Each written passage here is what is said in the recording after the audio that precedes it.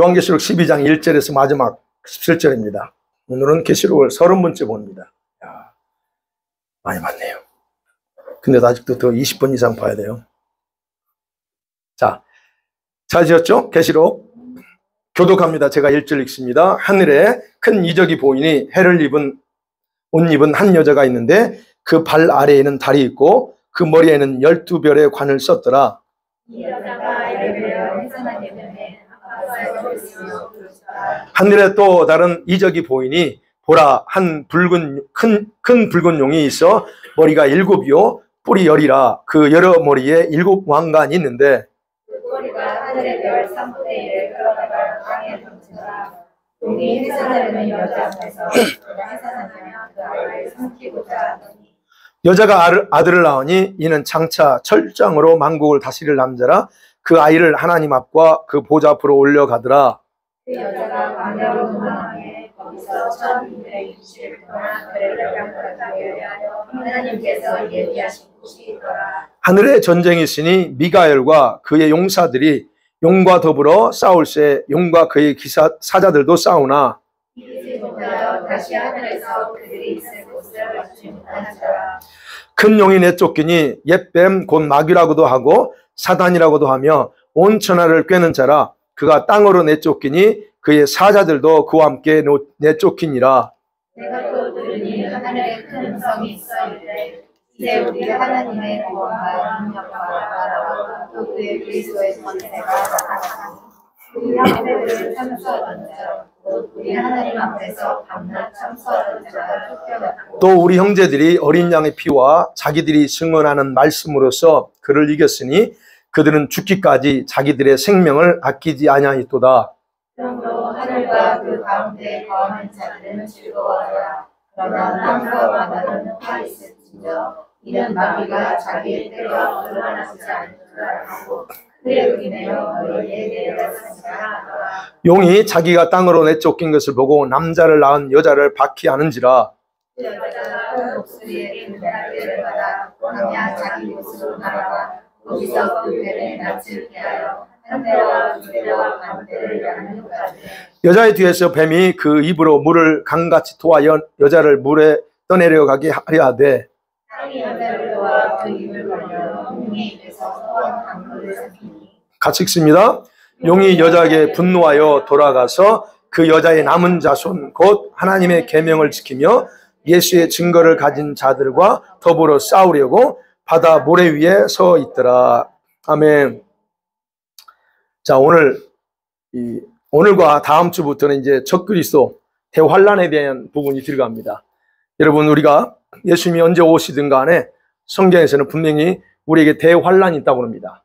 Great Tribulation이라고 영어로 표현됐는데 그 환란이 다가오는데 그것이 점점 우리 앞에 다가오고 있고 그런데 그때 등장하는 인물이 오늘 성경에서는 큰 용이라고 표현되어 있지만 적그리스도가 등장할 때가 점점 다가오고 있다는 거예요. 그래서 오늘도 중요하지만 다음 주 13장 여러분이 너무나 잘 아는 이게 적그리스도 등장하고 뭐 666 이런 것들에 대한 부분에서 굉장히 중요한 부분이고 또 대환란 때 우리가 만일에 대환란 속에 남아서 우리가 있게 된다면 그 부분도 한번 같이 생각해 보려고 합니다. 자, 오늘은 내용이 뭐냐면 이 교회를 박해하는 교회뿐만 아니라 이스라엘과 교회를 박해하는 드디어 용이 등장한다는 내용이 바로 상징적인 그림으로 우리에게 보여주고 있습니다.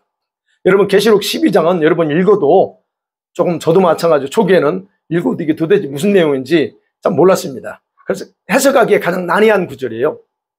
그래서 학자들은 이 본문을 해석할 때 계시록을 해석할 때는 해석 방법 몇 가지가 있어요. 학자들이 주장하는 거예요. 근데 그 중에서 하나가 과거적으로 해석합니다. 이 모든 것들을 과거에 일어난 것을 상징적으로 보여주는 거다라고 생각하면서 해석을 해요. 그러니까 결국 오늘 본문의 내용도 이거는 미래에 일어날 일이 아니고 어떤 과거에 일어났던 일을 보여준 거라 그래요. 그래서 1절에서 6절까지는 과거에 일어났던 일이에요. 그 다음에 7절부터 17절까지는 앞으로 일어날 일들을 보여주신 것으로 이렇게 구분해서 해석합니다. 그런데 12장 우리가 생각할 때 요한계시록은 11장에 그렇죠? 일곱 나팔을 불었습니다. 그리고 하늘에서 24장로들이 하나님을 경배하면서 말하죠. 여러분 다 잃어버렸겠지만 하나님의 심판의 때가 가까워왔습니다. 그러면서 그런 선포를 했습니다. 그리고 나서 두 증인이 등장해서 이스라엘에서요. 그런 것과 연관되어 있기 때문에 12장은 바로 11장에서 나오는 이스라엘에서 활동하는 두 증인과 연관해서 해석해야 한다는 겁니다. 왜냐하면 계시록의 특징이 뭐예요? 과거의 일을 기록한 게 아니에요. 언제 일어날 일? 반드시 속히 될 일이라고 그랬어요. 그리고 지금 있을 일, 그 다음에 장차 이루어질 일에 대해서 환상을 통해서 보여준 거예요. 그러니까 이거는 과거에 일어난 일을 보여주고 이렇게 하지 않았다는 거예요. 그래서 요한이 이해할 수 있는 그런 상징적인 그림으로 바로 이렇게 앞으로 일어날 일들을 보였다라고 하는 거예요. 그래서 12장은 그렇게 과거로 돌아가서 해석할 수 없다는 겁니다. 그럼 오늘 본문의 12장의 내용이 17절까지인데 구분하면 그래요. 핵심적인 딱 내용을 구분하면 1절에서 나오는 부분 6절까지 나오잖아요. 한 여자가 나옵니다. 임신한 여자가 나오고 그리고 아기를 죽이려는 용이 등장해요. 내용이 그래요. 그 다음에 7절부터 12절까지 보면 하늘에서 누가 싸워요? 사탄과 사탄의 부하들과 천사장 미가엘과 하늘의 군대들과 싸웁니다. 전쟁합니다. 그리고 이겼어요. 마귀가 쫓겨납니다. 사단이. 그런 내용이고 13절부터 17절까지는 이제 사단이 하늘에 쫓겨나니까 이제 땅에서 뭘 박해요? 교회를 박해하려고 벼르고 있는 그런 내용이에요. 간단하게 표현하면. 그러면 이 본문에서 핵심은 그거예요. 이 여자가 누구냐는 거예요, 도대체. 그리고 임신한 여자하고 태어날 아기는 도대체 누구를 가리키느냐 하는 게 가장 중요하고요. 그 다음에 이 용, 붉은 용이에요. 붉은 용의 정체가 뭐고 그 어떤 일을 하느냐 하는 거예요. 물론 이게 상징적인 표현이지만 그 다음에 이 13절 이후에 보면 그랬어요. 여자의 후손 도대체 누구냐는 거예요. 여자의 남은 후손이라고 그랬어요. 13절부터 17절까지는. 이 부분을 보면 오늘 볼 거예요. 그래서 그것을 약간 상징적인 부분이긴 하지만 그러나 여러분이 제가 이 설명을 잘 들으면 무슨 의미인가 조금 더 감이 잡힐 거라고 생각합니다. 자, 첫 번째로 생각합니다. 이 여자하고 아이에 대한 해석을 어떻게 하냐는 거예요. 일반적으로 주석을 보거나 학자들은 이렇게 얘기합니다. 첫 번째, 한 서너 가지가 있어요. 그걸 소개할게요. 첫 번째, 이 여자는 마리아를 상징하고 그 다음에 아이는 진짜 예수님을 상징한다. 그래서 이거는 과거적으로 해석하는 사람들이에요. 그러니까 1절에 6절은 마리아, 그 다음에 예수님의 탄생에 대한 얘기야. 그게 바로 과거적 해석 방법이에요. 근데 이렇게 해석하면 문제가 큽니다. 왜냐면 예수님이 탄생한 후에 용이 여자를 박해잖아요. 지금 여기 보면 7절부터 또 쭉 17절까지 여자를 계속 박해하고 죽이려고 합니다. 그러면 마리아는 이미 죽었는데 뭔 또 계속 박해요? 그럼 여전히 여자를 핍박한다는 것은 아직도 마리아를 박해한다는 결론 나와버려요. 그래서 그거는 맞지 않다. 그리고 7절에서 12절 내용은 뭐였어요? 하늘에서 영적인 전쟁이라는 거예요. 이 사건은 미래적인 사건이기 때문에 과거적으로 해석할 수 없어요. 10절은 뭐예요? 그래서 10절은 그러죠. 쫓겨납니다. 그러니까 큰 하늘의 음성이 나옵니다. 드디어 예수 그리스도의 권세가 나타났다. 왜? 사단의 세력이 쫓겨났기 때문에. 그래서 하늘에서 쫓겨난 거예요. 하늘에서 쫓겨났습니다. 이게 어디서 쫓겨났을까요? 공중권세. 지금 저 하늘의 공중권세를 잡고 있는 것들은 이 사단의 세력들이에요. 천사가 아닙니다. 그런 세력들이 이제 그 하늘에서 전쟁하면서 쫓겨나요. 그 다음에 11절에 뭐라고 그래요? 어린 양 피를 언급하고 그 다음에 순교자들이 언급돼요. 이건 미래적인 부분이에요. 그러니까 이 부분에서 우리가 과거적으로 그걸 마리아고 예수님이라고 말할 수 없다는 거예요. 두 번째는 어떻게 해석하냐면 이 여자는 구약의 교회를 말하고 그 다음에 아이는 신약의 교회다라고 해석합니다. 쉽죠? 구약의 교회를 통해서 만국을 철장으로 다스릴 예수님이 탄생했다는 거예요. 그 해석에 따르면 그리고 사단이 예수님의 출생을 방해하려고 누구를 이용했어요? 헤롯을 동원했죠. 실패합니다. 그러고 나서 예수님은 3년, 아니죠. 보통 33살 뭐 이렇게 말합니다. 35세 정도 돼요. 정확히 계산해 보면. 그리고 예수님 부활 승천하셨다라고 그렇게 기록하고 있습니다. 그리고 출산한 여자는 구약 교회를 상징한다고 했어요. 그리고 이제 13절 이후부터 보면 출산한 후에 이 교회가, 즉 여자가 광야로 도망갑니다. 그럼 이 여자는 누구냐? 신약교회라고 그래요. 예. 1절에서 6절에서 말하는 여자는 구약교회고, 그리고 나서 그 이후에 도망다니는 여자는 신약교회라 해석해요. 그러면 생각해 봐야죠. 그런 건 둘째 치고, 과연 구약의 교회가 어디 있었어요? 구약의 교회는 누구를 말하죠? 지금으로 따지면 이스라엘 민족밖에 없어요.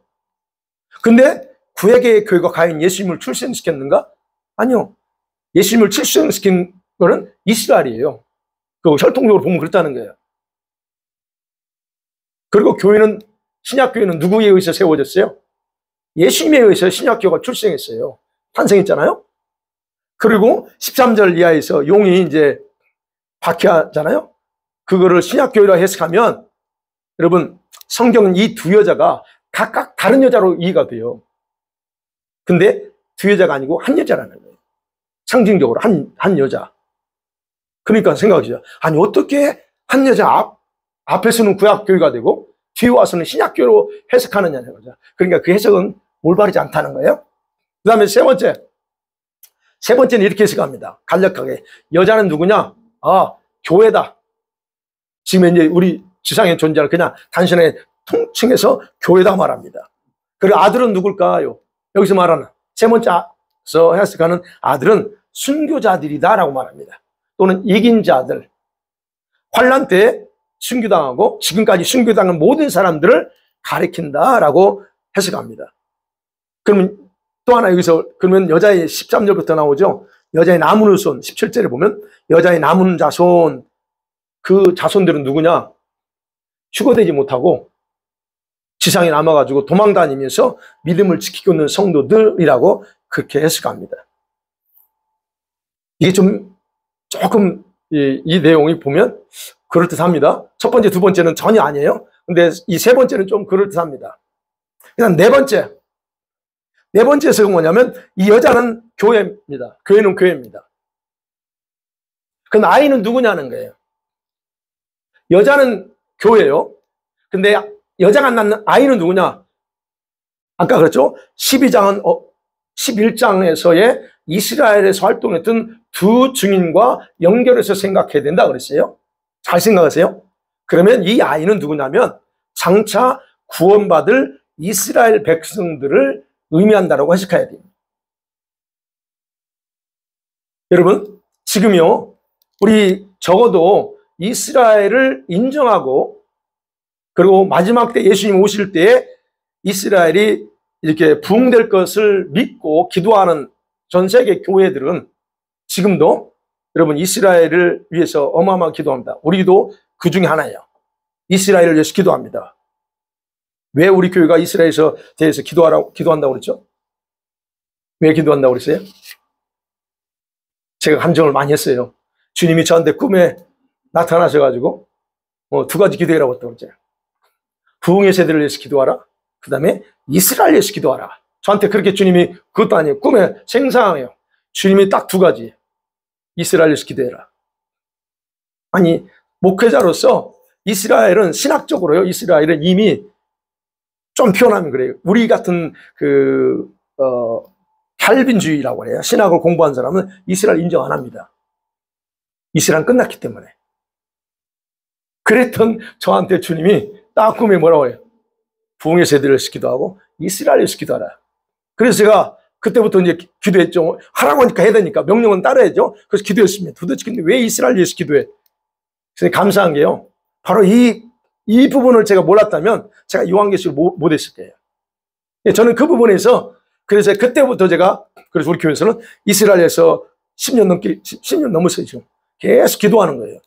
그럼 무슨 말이냐면, 여러분, 지금 이렇게 이스라엘을 인정하고 그 이스라엘이 마지막 때 한 번 더 부흥한다고는 로마서 9장, 10장, 11장에서 나오는 이스라엘의 남은 자들의 구원을 이해하는 그런 교회들은 이스라엘이 회개하고 돌아오기를 위해서 기도하고 그들을 위해서 얼마나 엄청난 헌신, 엄청난 투자를 합니다. 그걸 이렇게 표현할 수 있어요. 그런 헌신과 기도를 마치 임산부가 아이를 낳으려고 하는 그런 모습으로 하고 있다라고 우리가 그렇게 설명할 수 있어요. 그렇다면 보세요. 이 지금 여기서 말하는 한 여자가 교회라고 볼 수 있고, 그러면 그 교회가 유대인 교회만이 아니죠. 결국 다 이방인 교회예요. 메시아닉 주의들은 많지 않아요. 그러면 거의 다 이방인 교회란 말이에요. 그럼 이들을 이런 교회들이 바로 이 새로 태어날 이스라엘의 구원을 해서 부흥을 해서 이렇게 기도하고 있어요. 그러면 여러분 여기서 뭐 아이가 태어났습니다. 태어났는데 곧바로 하늘로 올라갔다 그런 말입니다. 이것은 무슨 말이에요? 이스라엘의 남은 자가 회개하고 구원에 대해서 이미 학계에서도 예언했거든요. 이스라엘이 다시 돌아온다는 예언돼 있어요. 그러면 그 약속했던 일이 성취돼요. 이스라엘 백성을 회개하고 돌이키니까 하나님께서 그들을 하나님의 보좌 앞에 바쳐진 것으로 주님 받으신다는 거예요. 그게 결국 구약의 약속을 성취했다는 의미라는 겁니다. 그런데 중요한 건 여기 보잖아요. 이 아이가 태어나지 못하게 하려고, 태어나면 잡아먹으려고 붉은 용이 딱 대기하고 있다는 얘기예요. 이 말은 무슨 말이에요? 이스라엘이 나라가 생기지 못하게 한 것뿐만 아니라 지금도 이스라엘을 없애려고 하는 그런 세력들이 있단 말이에요. 그러면 그런 세력들이 이스라엘 회개와 구원을 싫어하는 그런 세력들이에요. 영적으로 보면 그렇다는 거예요. 민족적으로 무슬림은 말할 것도 없죠.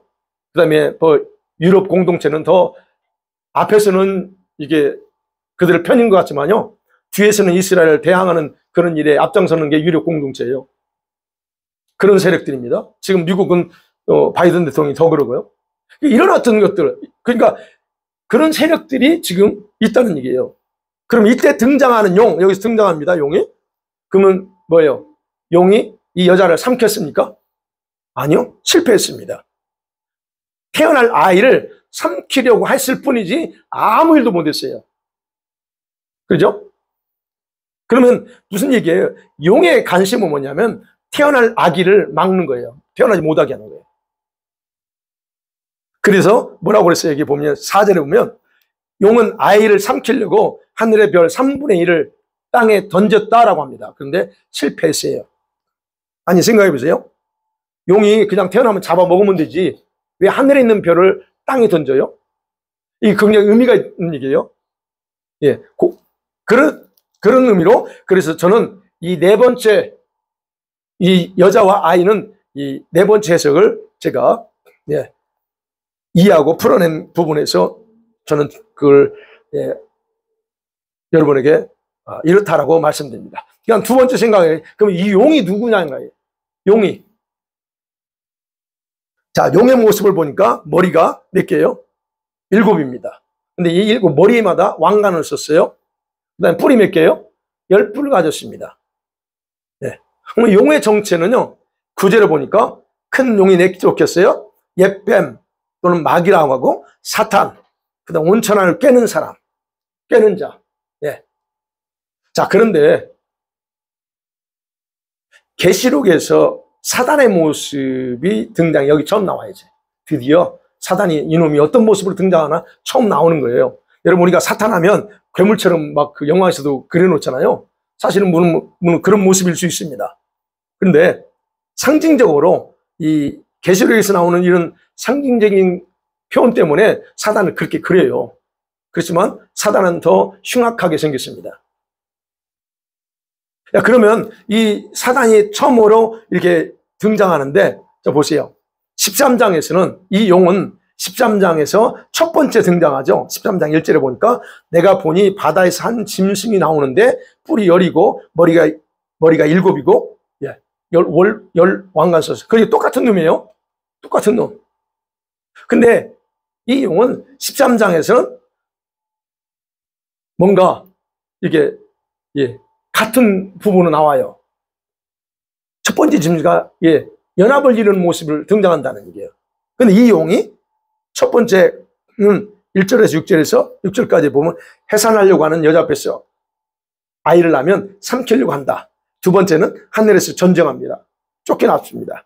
그 다음에 13절부터는 이제 여자 육신을 박해하려고 하죠. 자, 그럼 학자들은요, 바로 이 7절에서 12절에 나오는 이 천상에서 미갈과의 싸움에 대해서 이 영적 전쟁이잖아요. 이거는 예수님의 승천으로 있게 될 어떤 전쟁이라고 말하거나 어떤 사람은요, 그래요. 아, 그거는 예수님이 승천했을 때 있었던 전쟁이야.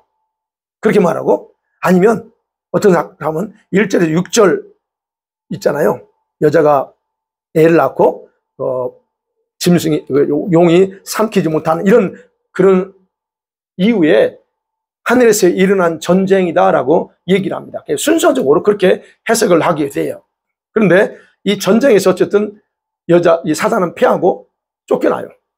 그래서 하늘에 더 이상 머물 수 없는 거예요. 근데 바로 그것이 하늘에서 패하고 지상에 쫓겨남을 동시에 이 세상에서는 대환란이 시작되는 거예요. 그러면 지금 우리가 생각해야 될 거는 지금 이 전쟁이 언제 일어났을까, 또 언제 일어날까, 이 부분에 대해서 아무도 모릅니다. 영의 세계에서 일어나는 거니까. 그러나 분명한 것은 이미 예수님의 십자가 사건을 통해서 이 원수의 모든 세력들은 모든 힘을 다 잃었고, 그리고 이 세상에 대한 통치권을 지금도 그들은 가지고 있어요. 그렇다면 지금 시기적으로 돌아가는 걸 볼 때 결국은 이미 천상에서는 오래전에 쫓겨났다라고 봐야 돼요. 왜냐하면 이 때가 가까울수록 이 지옥에서는 많은 이 귀신들이 풀어져 나오는데, 지금 온 세상에서 활동하고 있는 그런 모든 귀신의 세력들은 예전과 달라요. 우리가 80년대, 1980년대, 90년대와 다른 상태입니다. 여러분이 우리 그때 당시 문화를 알고 그 다음에 신앙생활 했던 분들은 좀 생각해 보세요. 우리가 1980년대하고 90년대하고 지금하고 얼마만큼 차이가 있는지. 우리가 2000년대까지만 가더라도요. 2000년도에 하고 지금하고 차이가 많습니다. 그럼 뭐냐면 이 지옥의 문이 많이 열렸다는 거예요. 그때와 다르게. 그럼 이미 그런 부분에서 우리 연도로 따지면 20년 전부터 이미 요 지옥에서는 이런 것들이 지상에 파생되어서 이런 일들을 활동하고 있다는 걸 우리가 생각해 볼 수 있다는 거예요. 그러면 영계에서 일어나는 일은 우리 지상에서 일어나는 일 할 때 시차가 있다고 그랬어요. 영계에서 10년 전에 일어났던 일이 바로 그 다음에 일어나는 게 아니에요. 오늘 영계에서 어떤 사건이 터지면 지상에서 바로 오늘 어떤 일이 벌어지는 게 아니에요. 무슨 말인지 아시죠? 영계에서 벌어지는 일이 지상에서 이렇게 벌어질 때는 시간차가 있어요. 이런 간격이 있다는 거예요. 그러니까 이런 걸 감안하면 오늘 여기서 하늘에서 이 사단이 싸워서 패해서 쫓겨났다고 하는 부분은 이미 우리 인간의 시간으로 얼마 정도 됐는지 모르지만 이미 결정됐었다라고 봐야 돼요. 그러니까 지금 이 지상에서 활동하는 수많은 그런 지옥의 영들이 얼마나 많이 지금 활동하면서 많은 사람들을 지금 죽여가고 있어요. 이런 것들.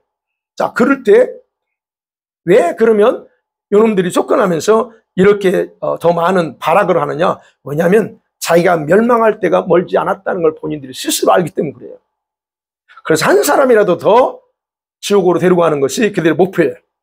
자, 그래서 오늘 보니까 이제 쫓겨났어요. 그래서 얼마 남지 않았다는, 때가 얼마 남지 않았다는 거 알아. 그래서 오늘 그렇죠. 13절에 보니까 용이 자기가 땅으로 쫓긴 것을 보고 남자를 낳은 여자를 박해하는지라 그래요. 박해하기 시작합니다. 바로 여기에서 중요한 정보가 있는 거예요. 여기에서 바로. 자, 그런 부분에서 우리가 보면 여러분 10절에 보면 그랬잖아요. 하나님의 구원과 하나님의 능력과 통치와 그리고 그리스도의 나라가 이제 나타났다 그러거든요. 10절 보면. 왜요? 왜 드디어 하나님의 통치가, 예수님의 권세가 나타났다고 말하느냐? 사단이 쫓겨났거든요. 형제들을 참수하던 그 사단이 쫓겨났기 때문에 그런 일이 지금 이제 급하게 일어난다라고 얘기하는 겁니다. 그러면 그게 우리 지상에서 이루어지려면 어떤 시차적인 간격이 있다는 거예요. 그런데 그 시간이 점점점 다가오고 있다는 거 우리가 볼 수 있어요. 그 다음에 11절도 말합니다. 우리 형제들, 우리 동료들이 어린 양의 피와 자기들이 증언한 말씀을 힘입어 악마를 이겼다 그럽니다. 이 악마, 사단을 이겼대요. 어떻게 이겼어요? 죽기까지 목숨을 아끼지 않고 믿음을 지켰다는 거예요. 그러면 이 부분에 대해서는 우리 아직 진행 중일 겁니다. 지금 하나님의 자녀들이 이런 어려움이 있을 때 그런 끝까지 믿음을 지켜나가는 일은 지금 계속 하나하나 진행 중이다라고 볼 수 있다는 얘기예요. 그러니까 사단이 쫓겨난 건 시작됐지만 그 결과 지상에서 이루어지는 과정에서 어느 단계까지 점점 우리에게 피부에 느낄 정도로 점점점 다가오고 있다는 거예요. 그런 부분을 우리가 생각해 볼 수 있다는 거예요. 그래서 이런 이 사단이 쫓겨남을 통해서 지상에서 이제 성도들은 점점점 어려움을 당하고 그런 어려움 속에서도 다는 아니지만 끝까지 믿음을 지키면서 여러분 주님께 헌신하는 사람들은 남아 있다는 거예요. 근데 그런 사람들이 저와 여러분이 되어야 된다는 겁니다. 그런 면에서. 그리고 일부는 이미 순교한 사람도 있고 그런 차원에서 볼 때 여러분 이 지금 11절 같은 경우는 그래요. 헌신하고 순교당한 성도들도 있지만 앞으로 순교당할 성도들도 여기에 포함된다라고 말해 있는 겁니다. 그래서 지금 그들은 하늘에 있어요. 순교당한 사람들은 하늘에 있습니다. 그런데 천사들이 외칩니다. 12절에 뭐라고 그래요? 즐거워하라. 즐거워하래요. 하늘과 그 가운데 거하는 자들은 즐거워하라. 그래요. 땅에 있는 자들은 즐거워라고 하지 않습니다. 이렇게 믿음을 지키면서 순교하고 지금 하나님 앞에 서 있는 사람들, 그 성도들 향해서 즐거워하래요. 그런데 대신에 하늘에서는 즐거워하지만 어떻게 해요? 그러나 땅에 있는 자들은 화가 있대요. 왜요? 왜가 화가 있어요? 이 사단이 화가 나가지고 분노하면서 어디로 내려왔어요? 한 땅으로 내려왔기 때문에 그렇다라고 말합니다. 자, 그러니까 여러분 이 사단이 지금 전 세계에 온 세상에 지금 득실득실거리면서 어떻게 하든지 이 교회를 박해하고 한 사람이라도 지옥으로 끌고 가려고 하는 것은 당연한 거예요, 지금. 그래서 우리는 이런 현상을 보면서 때가 얼마 안 남았다는 걸 우리가 바로 알아야 된다는 거예요. 그 다음에 또, 자, 13절부터 나오죠. 여자가 쫓겨났어요. 사단이 쫓겨납니다. 근데 또 남은 여자의 후손을 박해하려고 하는데, 또 여기서 안 돼. 돕는 자가 또 없습니다. 그래서 나중에 어떻게 해요? 이제는 17절에서 보면 여자의 남은 자손들과 싸우려고 바다 위에 섰다 말합니다. 이제 중요한 포인트는 뭡니까? 그럼 남은 자, 우리는 이제 대환란이 있을 것도 예상하고, 그리고 이제 사단이 머지않아서 이렇게 우리를 총공격하기 위해서 어떤 일을 준비하고 있다는 것도 이해했습니다. 그렇다면 그 대상이 누구냐는 거예요. 여자의 남은 자손이라고 그래요. 이들이 누구냐는 거죠. 아까 그랬죠. 서두에서 여자는 교회라고 그랬어요. 해석이 여자는 교회, 아이는 이스라엘의 남은 자들, 즉 이스라엘의 지금 현재 이스라엘 백성들의 회개하고 구원받는 그런 사람들이라고 그랬어요. 그렇다면 여기서 여자의 남은 후손은 누구냐? 그럼 여자는 교회란 말이에요. 그죠? 교회. 그럼 이 환상에서 예측할 수 있는 거는 여자가 태어난 여자가 여러분 낳은 아이는 하나만 있는 게 아니라는 거예요. 그죠? 하나만 있는 게 아니고 이미 이 여자에게는 남은 자손들이 있어요. 여러 자손들이 있다는 거예요. 근데 여기서는 사실은 12장 환상에서는 한 아이만 태어나는 걸로 표현했지만 분명히 그렇죠. 오늘 같은 경우 17절에 남은 자손이 있대요. 그럼 이 남은 자손이 있었다고 하는 거. 그러면 이 태어난 태어난 아이는 마지막 자녀라는 거예요. 그러면 하나님 입장에서 볼 때 열방은 다 이방인의 충만한 수가 다 찼어. 그럼 누구만 남았어요, 현재? 마지막 남은 거예요. 마지막 자녀, 이스라엘밖에 안 남았어요. 그래서 제가 말씀드린 게 미전도 종족은 무슬림이 아니고 이제는 이스라엘이에요. 그래서 그건 우리는 기도해야 된다는 거예요. 이 말을 들으면 인터시피 사람들은 별로 안 좋아할 수 있어요. 그래서 우리 그레이스한테 그래요. 야, 마지막 언리치 피플은 이스라엘이야, 임마. 이스라엘로 가, 내가. 그랬죠. 근데 이제 워낙 걔는 거기서 터키에서 했기 때문에 터키 말을 영어처럼 해요. 그러니까는 거기가 편하겠죠. 그러니까 여러분 지금 여기 이 관점을 정확하게 보셔야 돼요. 이 여자가 낳은 아이, 마지막 아이는 하나예요. 이스라엘. 그러면 이미 남아있는 자녀들은 이방인 교회라는 일이에요. 그렇다면 여자의 남은 자손은 여러분 흩어져 있는 교회 공동체라고 봐야 돼. 즉 우리 식으로만 이방인 교회에 있는 교회들이에요. 그러면 그 공동체는 여러분 교회는 여러분 우리가 모여서 교회가 되는 겁니다. 그죠? 예수 믿는 사람 한 사람 한 사람 개인이 모여서 공동체를 형성하고 그게 교회예요. 그죠? 그렇다면 공동체는 이렇게 성도 개인으로 구성되어 있는데 그럼 이들의 정체가 누구냐는 거예요? 17절 같이 읽어보겠습니다. 17절 시작. 용이 계명을 지키며 증거를 가진 자들과 더불어 싸우려고 바다 모래 위에 서 있더라. 예, 두 가지를 분명합니다. 이 남은 자손의 정체가 뭐예요? 하나님의 계명을 지키는 사람들이래요. 하나님의 계명. 하나님의 계명이 뭐예요? 계명. 구약식으로 따면 10계명이고 예수님은 무슨 계명 줬어요? 세 계명. 세 계명의 핵심이 뭐예요? 하나님 사랑, 이웃 내 몸처럼 이웃을 사랑하라. 이 계명이요. 이 말씀대로 사는 사람이, 즉 조금 더 우리 식으로 말씀대로 사는 사람. 이게 바로 하나님의 계명을 지키는 사람들이에요. 그러니까 여기서 보면 우리가 아직 대환란이 시작되기 전이에요. 이게 지금 12장에서 지금 여기서 뭐죠? 여자가 광야로 도망가고 1260일 동안 보호받고 하는 부분은 이스라엘과 관련된 부분을 내가 얘기했죠. 그렇다면 아직 예수님이 재림하지 않았어요. 그거 나중에 또 얘기해요. 그 다음에 여기 있죠. 예수님의 증거를 가진 자들이에요.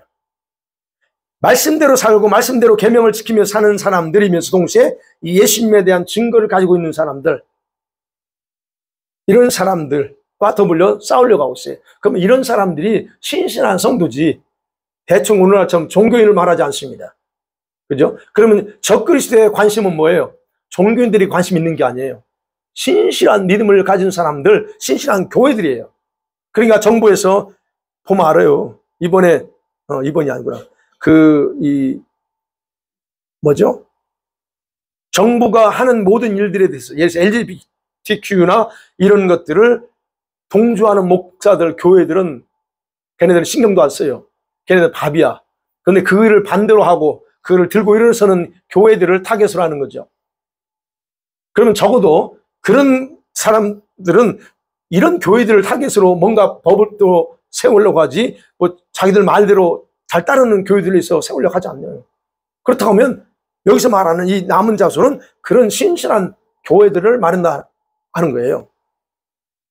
그래서 여러분이 하나님의 계명을 지키는 자들 또는 이 예수님의 증거를 가진 자들은 그냥 일반적인 교회나 성도를 말하는 게 아니고 이런 특성을 가진 성도들, 특성을 가진 교회 성도들만 해당된다라고 볼 수 있다는 거예요. 그 다음에 세 번째 마지막으로 한 번 더 용의 정체.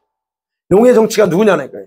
이건 다음 주에도 더 구체적으로 설명할 건데 여러분 이게 지금 용이 나와서 모습 보면 사단이 왜 교회를 박해하려고 하는가를 알려주는 환상이에요. 도대체 이놈이 왜 교회를 박해요? 왜 박해요? 그냥 지가 하고 싶으면 하면 되지 왜 교회를 박해합니까? 그죠? 그러면서 1절에서 6절 보면 짐승의 모양이요 사단을 상징합니다. 그런데 그 짐승 자체가 사단이 아니에요. 오해하시면 안 돼요. 짐승 자체가 사단이 아니고 이거는 어떤 단체입니다. 어떤 조직이에요. 거대한 조직입니다. 우리가 표현할 때 유러피언 유니언이에요. 또는 유엔입니다. 유럽 공동체는 크게는 유엔이에요. 저는 그렇게 봐요. 지금 왜냐하면 유엔이 모든 걸 하거든요. 자, 어쨌든 그러면 이 유엔이나 유럽 공동체가 용의 아젠다예요. 사단의 아젠다로서 이스라엘의 탄생과 구원을 방해하고 또 방해하고 있어요. 지난번에 말씀드렸죠. 지금 이스라엘에서는 제3성전이 건축할 모든 것이 다 조건이 갖춰져 있어요. 그리고 이스라엘의 하마스 테러리스트들이 계속 이스라엘에 미사일 쏘아대도 한 번도 그들이 이스라엘에 쏘아대서 이스라엘에 몇 명 죽었다는 언론에 내보내지 않아요. 왜 안 내보내요? 이스라엘에서 한 것만 내보낸단 말이에요. 그러면 그 모든 것들이 다 뒤에서 누가 그 부분을 컨트롤하느냐 하는 부분이에요. 그러니까 이런 움직임들은 계속적으로 되고 있어요. 지금도. 그런데 이 아젠다가, 그렇죠? 이제 아젠다 표현할게요. 용을. 이 아젠다가 별 3분의 1을 동원했어요.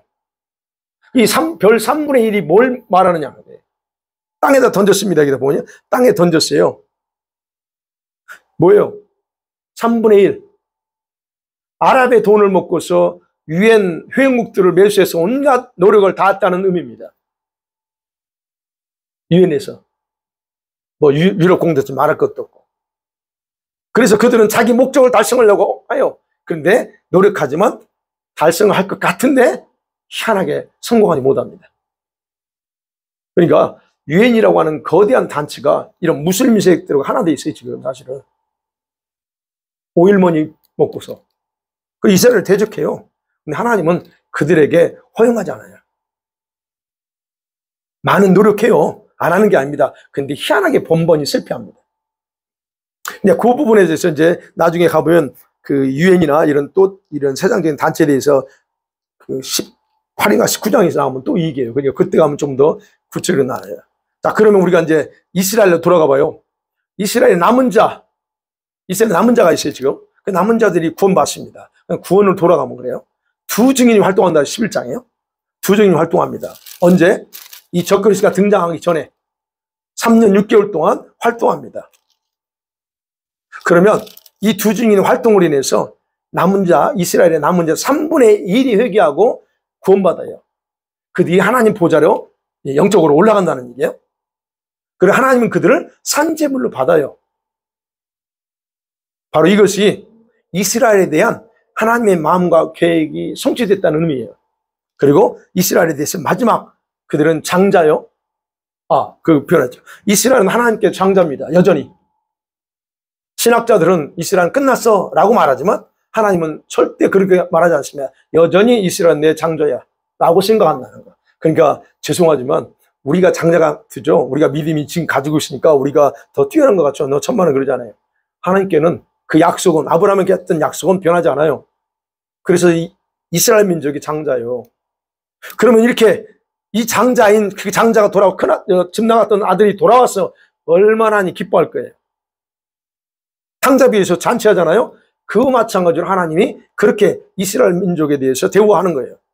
그리고 하늘에서 영적 전쟁이 터졌어요.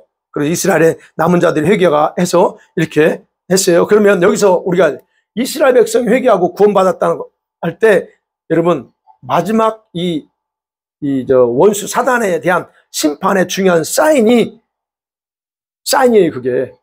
그래서 우리가 기억할 것은 이스라엘에서 지금 대부흥 또는 이스라엘이 이게 좀 뭐랄까요, 무르익고 있다고 그래요. 이스라엘에서 기도하고 이스라엘에 그 관심을 가진 분들은, 그렇게 기도하는 분들은 지금 예언가들도 말하기를 이스라엘은 점점 지금 내적으로 뭐 시끄럽고 뭐 그러지만 영적으로 보면 굉장히 지금 무르익었다. 즉, 이 산모로 따져서 거의 이제 출산해야 될 어떤 모양이 전부 다 이렇게 다 준비됐다고 얘기합니다. 그렇다면 이런 일이 터지기 전에 뭐가 있어야 돼요? 적그리스가 등장하기 전에 이런 일이 일어나요. 그게 사인이라는 거예요. 제3성전이 건축돼야 되는 것도 중요한 사인이고, 그러면서 동시에 이스라엘 백성들이 회개하고 돌아오는 것도 중요한 사인이에요. 그래서 오늘 내용에서는 그래요. 하늘에 전쟁이 있고 용이 쫓겨나. 그리고 1262일 동안 환란이 시작되기 전에 보호받는 기간을 알려줘요. 그러면 이 12장에서 내용 자체는 이스라엘이 즉 대환란이 시작되기 전에 일어날 일이에요. 그리고 나서 이스라엘에서 인친자들이 나오죠. 14만 4천. 7장에서 나온 14만 4천은 1260일 동안 보호받아요. 이거 또 헷갈릴 거예요. 지금 왔다 갔다 하니까 헷갈려요. 어쨌든 그래요. 설명합니다. 자, 하늘에서 전쟁에서 패하고 교회를 박해하려고 하지만 또 실패합니다. 왜요? 하나님 특별히 보호합니다. 보호해요. 그 14절의 내용이 그거예요. 14절. 14절 한번 같이 볼까요? 시작. 그 여자가 큰 독수리의 두 날개를 받아 한 때와 두 때와 반 때를 양육받음에, 예. 환난 때에 양육받을 것에 대해서 얘기하고 있는 거예요. 대환란 때 남아서 올라가지 못한 사람은 양육받습니다. 근데 이거가 바로 이제 대대적으로 여자의 우선을 17절에서 박해하려고 싸우려고 딱 쳤다고 했잖아요.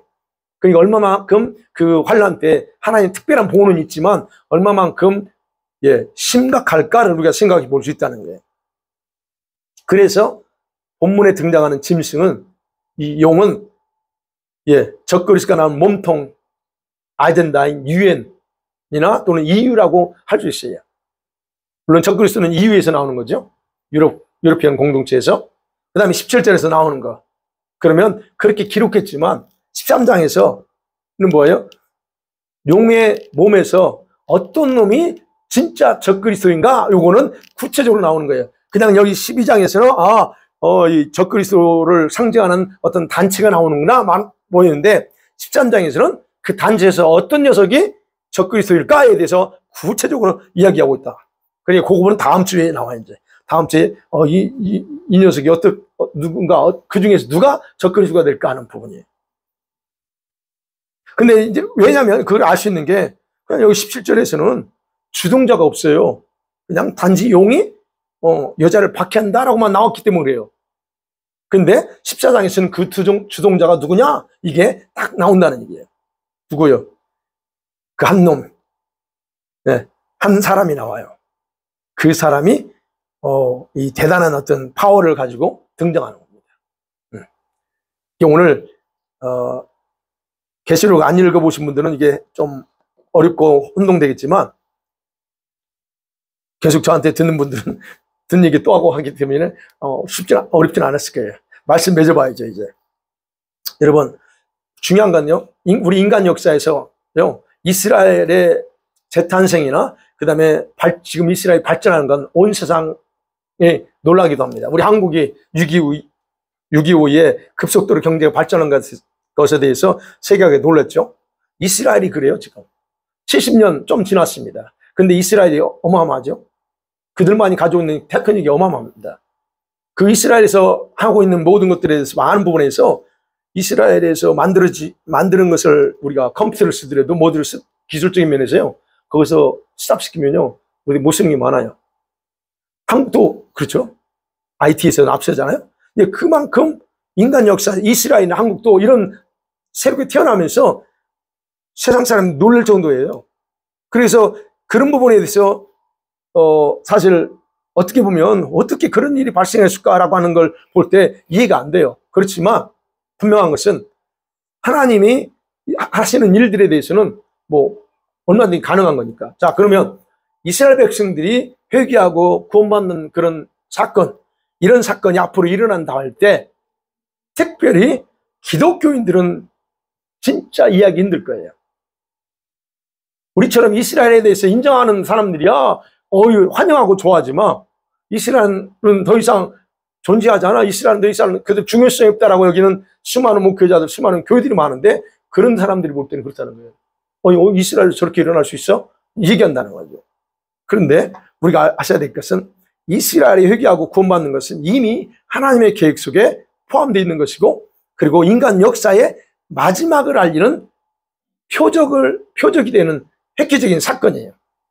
그래서 우리는 예수님이 재림할 때 이스라엘에 대해서 주님이 무시하고 재림하지 않아요.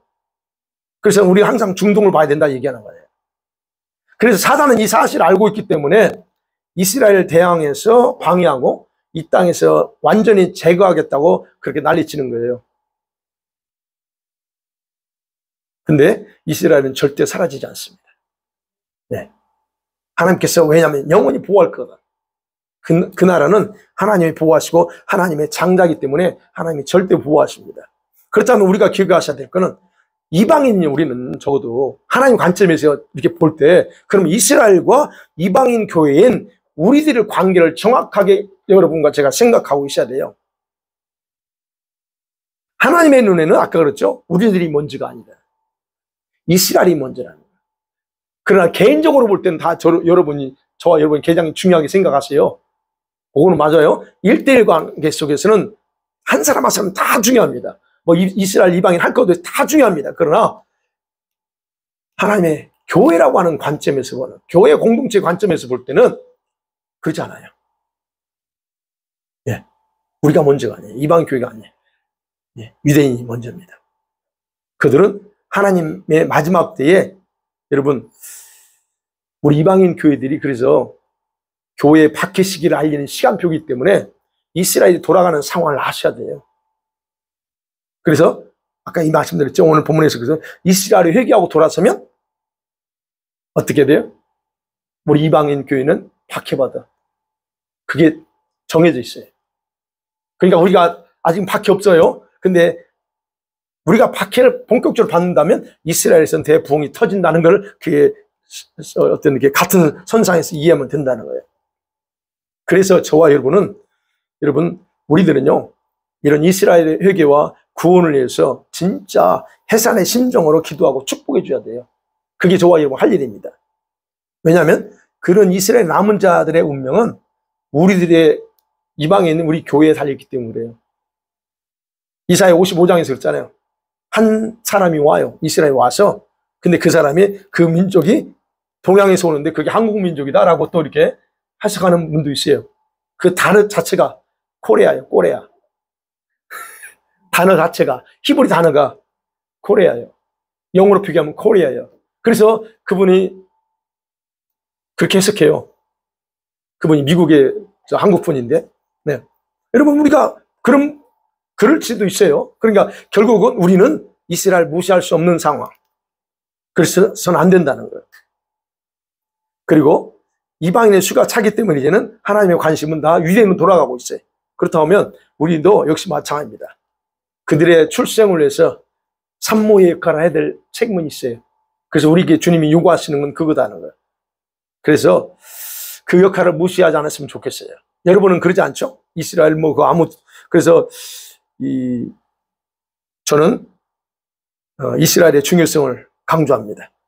그래서 이 역할을 여러분과 제가 이방인으로서 주님이 이스라엘에 대한 관심을 가지고 있는 그 부분에 대해서 그들이 어떻게 출생할 것에 대한 부분에서 저와 여러분 역할이 제대로 하면 이스라엘은 곧 출생합니다. 그래서 이스라엘 위해서 기도해야 돼요. 그래서 시편 122편 6절을 그랬잖아요. 예루살렘 위해서 평안을 구하라. 예, 예루살렘을 사랑하는 자는 형통하리라 그랬어요. 그게 하나님의 약속입니다. 자, 그래서 오늘 12장 계시록 12장을 보면서 바로 이스라엘과 직결되어 있고, 그다음에 그것이 오늘날 이방 교회다 직결되어 있고, 그다음에 그들의 부흥이 바로 우리의 이방인 교회 또는 박해와 연결되어 있고 주님의 재림과 연결되어 있다는 걸 우리 그런 관점에서 보면서 이제 앞으로는 이스라엘에 대해서 좀 관심 갖고 기도하는 그런 저와 여러분이 됐으면 좋겠습니다. 아멘. 이 시간에 같이 한번 이제 말씀 생각하면서 기도하죠.